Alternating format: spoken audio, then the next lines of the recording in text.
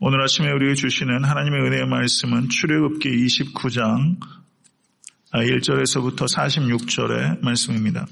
출애굽기 29장 1절에서 46절의 말씀 저와 교독하도록 하겠습니다. 제가 먼저 읽겠습니다. 내가 그들에게 나를 섬길 제사장 직분을 위임하여 그들을 거룩하게 할 일은 이러하니 곧 어린 수소 하나와 흠없는 순양 둘을 택하고 무교번과 기름 섞인 무교 과자와 기름 바른 무교 전병을 모두 고운 밀가루로 만들고 그것들을 한 광주리에 담고 그것을 광주리에 담은 채 그 송아지와 두 양과 함께 가져오라. 너는 아론과 그의 아들들을 회막문으로 데려다가 물로 씻기고 의복을 가져다가 아론에게 속옷과 에봇 받침 겉옷과 에봇을 입히고 흉패를 달고 에봇에 정교하게 짠 띠를 띠게 하고 그의 머리에 관을 씌우고 그 위에 거룩한 패를 더하고 관유를 가져다가 그의 머리에 부어 바르고 그의 아들들을 데려다가 그들에게 속옷을 입히고 아론과 그의 아들들에게 띠를 띄우며 관을 씌워 그들에게 제사장의 직분을 맡겨 영원한 규례가 되게 하라. 너는 이같이 아론과 그의 아들들에게 위임하여 거룩하게 할지니라. 너는 수송아지를 회막 앞으로 끌어오고 아론과 그의 아들들은 그 송아지 머리에 안수할지며 너는 회막문 여호와 앞에서 그 송아지를 잡고 그 피를 내 손가락으로 제단 뿔들에 바르고 그 피 전부를 제단 밑에 쏟을지며 내장에 덮인 모든 기름과 간 위에 있는 커플과 두 콩팥과 그 위에 기름을 가져다가 제단 위에 불사르고 그 수소의 고기와 가죽과 똥을 진 밖에서 불사르라. 이는 속죄의 제니라. 너는 또 순양 한 마리를 끌어오고 아론과 그의 아들들은 그 순양의 머리 위에 안수할지며 너는 그 순양을 잡고 그 피를 가져다가 제단 위에 주위에 뿌리고 그 순양의 각을 뜨고 그 장부와 다리는 씻어 각을 뜬 고기와 그 머리와 함께 두고 그 순양 전부를 제단 위에 불사르라. 이는 여호와께 드리는 번제요 이는 향기로운 냄새니 여호와께 드리는 화제니라. 너는 다른 순양을 택하고 아론과 그 아들들은 그 순양의 머리 위에 안수할지며 너는 그 순양을 잡고 그것의 피를 가져다가 아론의 오른쪽 귓뿌리와 그의 아들들의 오른쪽 귓뿌리에 바르고 그 오른손 엄지와 오른발 엄지에 바르고 그 피를 제단 주위에 뿌리고 제단 위에 피와 관유를 가져다가 아론과 그의 옷과 그의 아들들과 그의 아들들의 옷에 뿌리라. 그와 그의 옷과 그의 아들들과 그의 아들들의 옷이 거룩하니라. 또 너는 그 순양의 기름과 기름진 꼬리와 그것의 내장에 덮인 기름과 간 위에 거풀과 두 콩팥과 그것들 위에 기름과 오른쪽 넓적다리를 가지라. 이는 위임식의 순양이라. 또 여호와 앞에 있는 무교병 광주리에서 떡 한 개와 기름 바른 과자 한 개와 전병 한 개를 가져다가 그 전부를 아론의 손과 그의 아들들의 손에 주고 그것을 흔들어 여호와 앞에 요제를 삼을치며 넌 그것을 그들의 손에서 가져다가 제단 위에서 번제물을 더하여 불사르라. 이는 여호와 앞에 향기로운 냄새니 곧 여호와께 드리는 화제니라. 너는 아론의 위임식 순양의 가슴을 가져다가 여호와 앞에 흔들어 요제를 삼으라. 이것이 내 분깃이니라. 너는 그 흔든 요제물 곧 아론과 그의 아들들의 위임식 순양의 가슴과 넓적다리를 거룩하게 하라. 너는 이스라엘 자손이 아론과 그의 자손에게 돌릴 영원한 분깃이요 거제물이니 곧 이스라엘 자손이 화목제의 제물 중에서 취한 거제물로서 여호와께 드리는 거제물이라. 아론의 성인은 후에 아론의 아들들에게 돌리치니 그들이 그것을 입고 기름 부음으로 위임을 받을 것이며 그를 이어 제사장이 되는 아들이 회막에 들어가서 성소에 섬길 때에는 이레 동안 그것을 입을지니라. 너는 위임식 순양을 가져다가 거룩한 곳에서 그 고기를 삶고 아론과 그의 아들들은 회막문에서 그 순양의 고기와 광주리에 있는 떡을 먹을지라. 그들은 속죄물 곧 그들을 위임하며 그들을 거룩하게 하는 데 쓰는 것을 먹되 타인은 먹지 못할지니 그것이 거룩하기 때문이라. 위임식 고기나 떡이 아침까지 남아있으면 그것을 불에 사를지니 이는 거룩한즉 먹지 못할지니라. 너는 내가 내게 한 모든 명령대로 아론과 그의 아들들에게 그같이 하여 이레 동안 위임식을 행하되 매일 수송아지 하나로 속죄하기 위하여 속죄제를 드리며 또 제단을 위하여 속죄하여 깨끗하게 하고 그것에 기름을 부어 거룩하게 하라. 너는 이레 또한 제단을 위하여 속죄하여 거룩하게 하라. 그리하면 지극히 거룩한 제단이 되리니 제단에 접촉하는 모든 것이 거룩하리라. 내가 제단 위에 드릴 것은 이러하니라. 매일 1년 된 어린 양 2마리니 한 어린 양은 아침에 드리고 한 어린 양은 저녁 때 드릴지며 한 어린 양의 고운 밀가루 10분의 1 에바와 지은 기름 4분의 1 흰을 더하고 또 전제로 포도주 4분의 1 흰을 더할지며 한 어린 양은 저녁 때 드리되 아침에 한 것처럼 소제와 전제를 그것과 함께 드려 향기로운 냄새가 되게 하여 여호와께 화제로 삼을지니 이는 너희가 대대로 여호와 앞 회막문에서 늘 드릴 번제라. 내가 거기서 너희와 만나고 내게 말하리라. 내가 거기서 이스라엘 자손을 만나리니 내 영광으로 말미암아 회막이 거룩하게 될지라. 내가 그 회막과 제단을 거룩하게 하며 아론과 그의 아들들도 거룩하게 하여 내게 제사장 직분을 행하게 하며 내가 이스라엘 자손 중에 거하여 그들의 하나님이 되리니 그들은 내가 그들의 하나님 여호와로서 그들 중에 거하려고 그들을 애굽 땅에서 인도해 낸 줄을 알리라. 나는 그들의 하나님 여호와니라. 아멘. 하나님의 말씀입니다. 출애굽기 오늘 본문 말씀 29장은 그 제사장을 어떻게 거룩하게 구별할 것인가 그리고 어떻게 위임하는가에 대한 규정이 기록되어 있는 말씀입니다. 동일한 내용이 좀 더 심화가 돼서 상세하게 레위기 8장 1절부터 36절에 기록되어 있습니다. 오늘 본문 말씀을 이해하기 위해서는 구약의 제사법에 대해서 저희가 이해가 필요합니다. 구약의 제사법은 지금 잘 보이시는지 모르겠는데요. 그 목적에 따라 제사법이 5가지로 구분이 되고요. 그리고 제사의 방법에 따라 4가지로 구분이 됩니다. 목적에 따라 몇 가지요? 5가지. 그리고 방법에 따라 4가지. 목적에 따라 어떻게 구분이 되냐면 속죄제, 번제, 화목제, 소제, 속건제 이렇게 목적에 따라 5가지로 구분이 됩니다.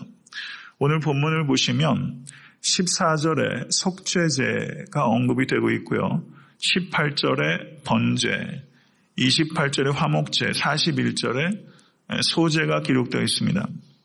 속건제만 오늘 본문에 언급되어 있지 않고 5가지 제사의 그 분류 중에서 4가지가 오늘 본문에 나타나고 있고 그 다음 방법에 따라서는 화제, 요제, 거제, 전제 이렇게 4가지가 언급이 방법이 있는데 오늘 본문을 보면 18절에 화제, 24절에 요제, 28절에 거제, 40절에 전제에 대한 언급이 기록되어 있습니다. 그러니까 목적에 따라 5가지, 그런데 속건제 외에는 오늘 본문에 다 들어가 있고요. 그 다음에 제사 드리는 방법에 따라 4가지로 분류가 되는데 그 4가지가 오늘 본문에 다 들어있습니다. 그러므로 이 제사법에 대해서 기초적인 이해가 없으면 오늘 본문이 이해될 리가 없죠. 그래서 제사의 목적에 따라 5가지로 구분이 되는데 그 간단한 내용에 대해서 말씀을 드리겠습니다. 먼저 14절을 보시면 거기에 속죄제가 언급되어 있습니다. 속죄제는 의무적으로 드리는 제사입니다. 제사들 중에서는 의무적으로 드리는 제사도 있고 자원해서 드리는 제사도 있어요. 그런데 속죄제는 의무적으로 드리는 제사입니다. 그 제사의 이름이 그러한 것처럼 이 속죄제의 목적은 자신이 지은 죄에 대한 속죄 그리고 그 죄로부터의 정결함을 위해서 드리는 제사가 속죄제입니다. 이 속죄제의 제물은 그 제물을 드리는 사람, 그 사람의 사회적 신분에 따라서 제물이 종류가 바뀌었어요. 그 제사장을 위해서는 흠이 없는 숫송아지. 그래서 오늘 제사장의 그 성결을 위해서는 흠이 없는 숫송아지가 속죄제로 드려졌습니다. 족장을 위해서는 숫염소, 평민을 위해서는 암양이나 암염소, 그리고 가난한 자들을 위해서는 집비둘기나 산비둘기, 그리고 극빈자를 위해서는 고운 가루로 속죄제를 드릴 수 있도록 규정하고 있습니다. 제물을 드리는 자가 제물을 회막문 여호와 앞으로 제물을 가지고 오고 그리고 헌제자, 제물을 드리는 자가 그 제물 머리 위에 안수합니다. 그래서 이 제사의 종류를 보게 되면 안수가 있는 제사가 있고 안수가 없는 제사가 있습니다. 속죄제는 안수를 합니다. 안수를 하고 그 다음에 제물의 피를 제사장에게 주게 되면 제사장이 그 피를 손가락으로 찍어서 성소 앞에 7번 뿌리게 되고 향단불에 바른 후에 회막 앞과 번제단 밑에 전부 쏟았습니다. 그리고 희생제물에 기름과 콩팥을 번제단 위에서 불사르고 나머지는 진 바깥에 재버리는 정결한 곳에서 나무 위에서 모두 불살라 태웠습니다. 이게 속죄제입니다. 그리고 번제가 두 번째입니다. 번제에 대한 언급은 창세기 8장 20절에 제일 처음 나옵니다. 그때 어떤 내용이 있냐면 노아가 방주에서 나온 다음에 제단을 쌓고 모든 정결한 짐승과 모든 정결한 새 중에서 제물을 취하여 번제로 제단을 드렸으니 이게 번제에 대한 최초의 언급입니다. 그리고 창세기 22장을 보셔도 여호와께서 이르시되 내 아들 내 사랑하는 독자 이삭을 데리고 모리아 땅으로 가서 내가 내게 일러준 한 산 거기서 그를 번제로 드리라. 이렇게 창세기에서 이 번제에 대한 언급이 있습니다. 번제 역시 이건 번제는 동물 희생제사입니다. 예배자가 이 희생제물에 역시 안수를 합니다. 그래서 번제의 목적은 두 가지입니다. 속죄제의 목적이 속죄와 정결이라고 했는데 이 번제의 목적에도 속죄의 의미가 있어요. 그런데 번제의 목적에는 또 다른 의미가 하나 더 있습니다. 그것은 전적인 헌신을 이야기하는 것입니다. 전적인 헌신. 그런데 이 번제에 드려지는 제물의 특징은 모두 수컷이어야 합니다.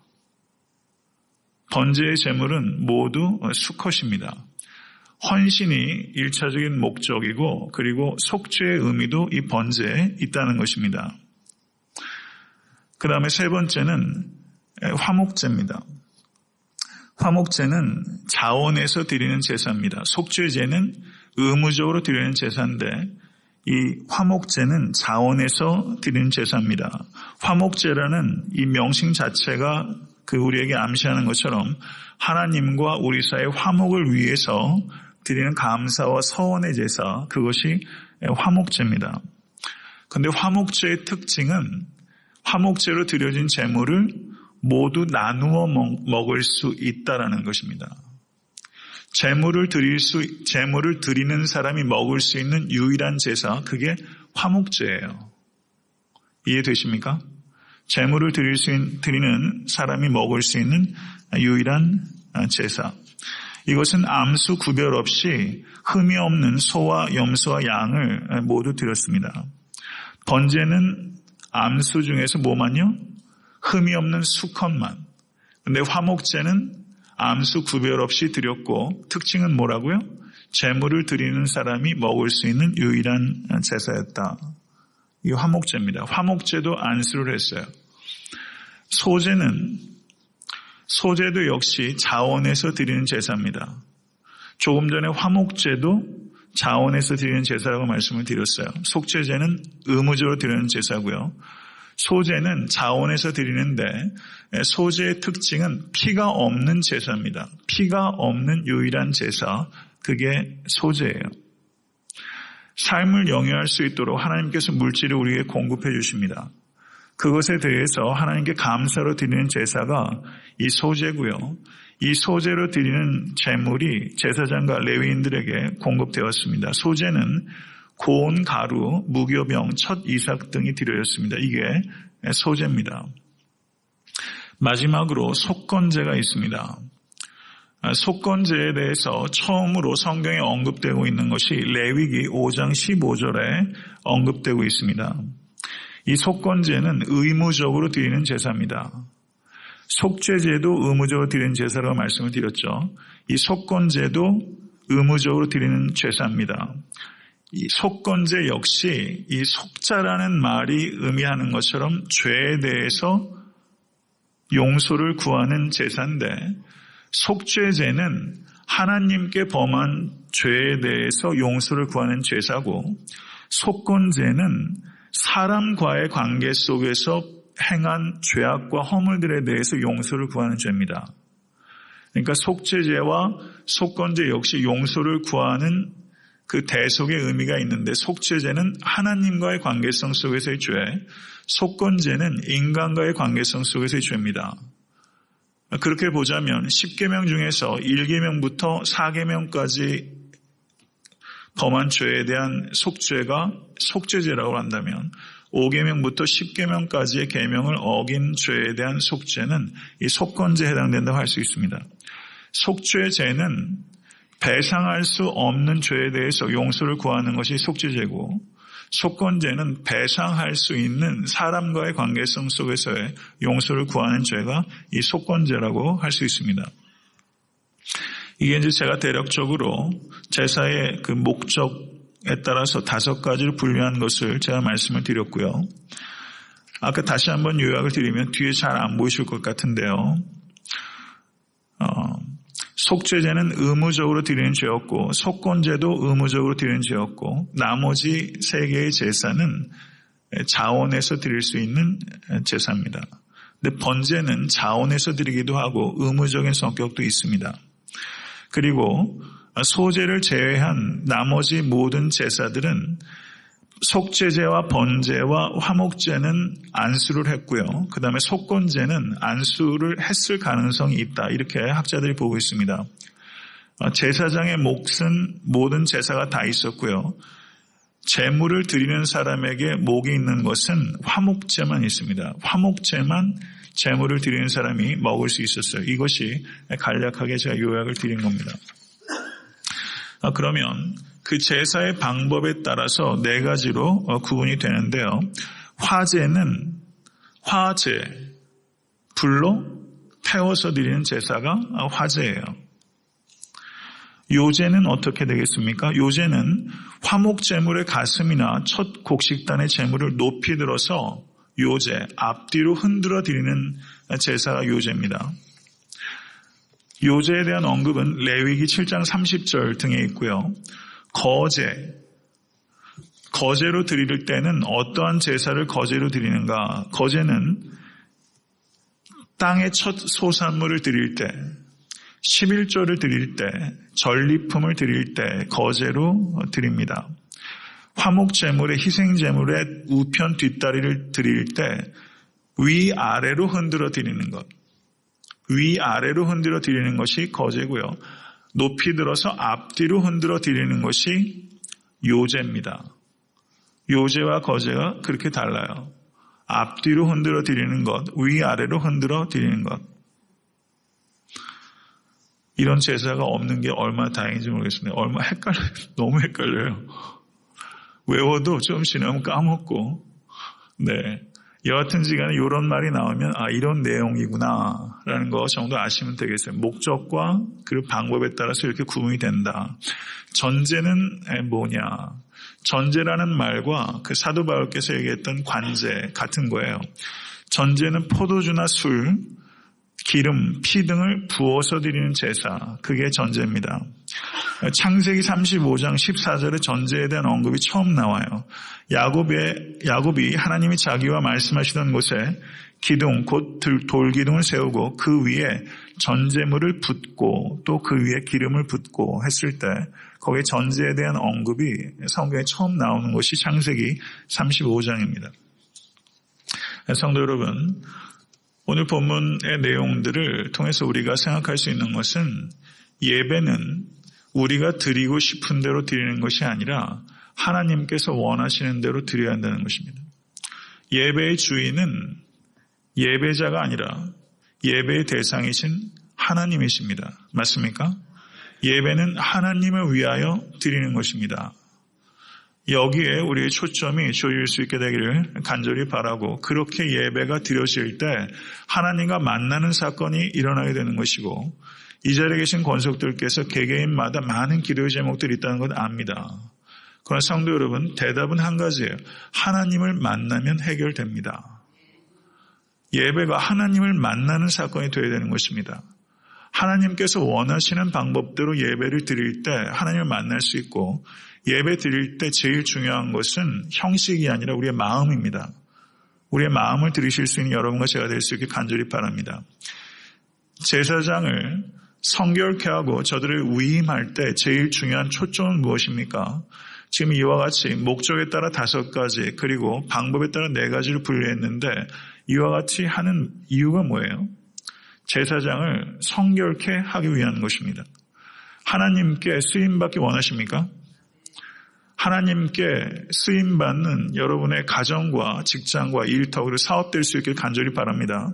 하나님께 쓰임받는 것이 그럼 조건이 무엇입니까? 그것은 우리의 성결이라는 뜻입니다.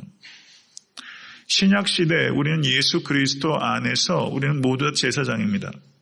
오늘 본문에 제사장을 정결케 했던 이 의식들은 예수 그리스도 안에서 완전히 영단번에 성취된 것입니다. 우리는 왕같은 제사장들입니다. 믿으십니까? 목회자만 제사장이 아니라 우리 모두가 그리스도 안에서 제사장입니다. 우리 모두는 성결하라는 명령을 받고 있는 것입니다. 여러분의 삶에 그리고 저의 삶의 최우선적인 목표는 거룩입니다. 내가 거룩하니 너희도 거룩하라. 하나님께 영광 올려드리기 위해서는 우리는 거룩해야 합니다. 거룩함이 없이는 주를 보지 못합니다. 주를 보기 원하십니까? 마음이 청결한 자가 되실 수 있게 간절히 바랍니다. 마음이 청결한 자에게 주어지는 복이 하나님을 보는 것입니다. 하나님의 얼굴을 구하시는 이 아침 될 수 있게 되기를 간절히 축원합니다. 큰 집에는 금그릇과 은그릇뿐 아니라 나무그릇과 질그릇도 있어 귀하게 쓰는 것도 있고 천하게 쓰는 것도 있으니 그러므로 누구든지 이런 것에서 자기를 깨끗하게 하게 하면 귀히 쓰는 그릇이 되고 거룩하고 주인의 쓰심에 합당하며 모든 선한 일에 준비함이 되리라. 아멘. 성도님들의 사업이 귀히 쓰는 그릇 될 수 있기를 바랍니다. 내가 금그릇이냐 질그릇이냐 하는 게 중요한 게 아니라 깨끗한 그릇인가 하는 게 중요한 거예요. 깨끗한 그릇 되시면 하나님의 능력의 통로가 될 수 있게 될 줄을 믿습니다. 말씀을 요약하도록 하겠습니다. 현대 많은 성도들이 무기력하고 교회가 무기력합니다. 그 이유는 성결의 능력을 잃어버렸기 때문입니다. 성결의 능력을 회복하면 강력한 성도가 될 수 있습니다. 세상의 부패상을 회복시키기 위해서는 교회가 성결의 능력을 회복해야 되는 것입니다. 성도 여러분, 하나님을 사랑하십니까? 하나님을 사랑하시는 권속되실 수 있길 간절히 바랍니다. 그러면 하나님을 내가 얼마나 사랑하는지 어떻게 합니까? 내가 얼마나 성결을 추구하는가? 그것이 내가 하나님을 얼마나 사랑하는가? 바로 그것의 척도예요. 여러분이 성결을 추구하는 만큼 하나님을 사랑하는 것입니다. 그럼 성결은 무엇입니까? 세상사로부터 도피하는 것이 성결이 아닙니다. 기독교적인 성결은 세상 일로부터 도피하는 것이 아니라 세상 가운데로 더 깊이 들어가서 저를 한번 따라 하시죠. 열심히 일하는 성결. 성경적인 성결은 열심히 일하는 성결이에요. 이 표현을 기억하세요. 열심히 일하는 성결이에요. 내 삶의 자리를 회피하는 것이 아니라 그 자리에서 열심히 일하는 성결이에요. 성도 여러분, 올 한해 살아가시면서 우리가 집중해야 되는 것은 네가 변해야 된다 해서는 안 돼요. 내가 변해야 되는 것입니다. 다른 교회가 변해야 된다. 우리가 흔히 그렇게 얘기를 해요. 아니, 우리 교회가 변해야 돼요. 내가 먼저 변해야 되는 것입니다. 올 한해 거기에 집중하실 수 있기를 간절히 바랍니다. 애타한테 섬기는 교회가 2016년도에 부흥이 일어나기를 간절히 바랍니다. 그런데 부흥은요, 조바심의 대상이 아니라 기다림의 대상입니다. 개인의 부흥도 마찬가지고 교회의 부흥도 마찬가지고 이 땅의 부흥도 마찬가지예요. 조바심 낸다고 부흥하는 게 아니에요. 기다림의 대상이에요. 그러면 뭘 하고 기다려요? 성결을 추구하면서 기다리는 거예요. 내가 성결해지고 교회가 성결해지고 부흥을 기다리십시오. 그러면 부흥이 임하게 될 줄 믿습니다. 성도 여러분, 여러분의 직장과 학업과 사업도 마찬가지예요. 성결을 추구하십시오. 그리고 형통을 기다리십시오. 하나님께서 부어주시게 될 줄 믿습니다. 제일 중요한 것은 성결입니다. 성결이 회복돼야 축복이 되는 것입니다. 이것을 기억하시고 올 한해 더욱더 성결을 초점으로 삼으시는 여러분과 제가 될 수 있게 간절히 바랍니다. 성결이 축복의 통로입니다. 성결이 능력의 통로입니다. 만약에 성결이 없이 돈이 부어진다면 그것은 돈이 아니라 독이에요. 성결을 잃어버리고 우리에게 주어지는 명예, 성도 여러분, 사랑이 추해집니다. 성결을 놓쳐버리고서 우리에게 주어지는 것은 여한 것도 복이 아니에요. 이것을 기억하시고 성결해질 수 있게 간절히 바라고, 성결 자체가 축복입니다. 하나님을 닮는 축복이 여러분과 저에게 있을 수 있게 되기를 우리 예수 그리스도 이름으로 간절히 축원합니다.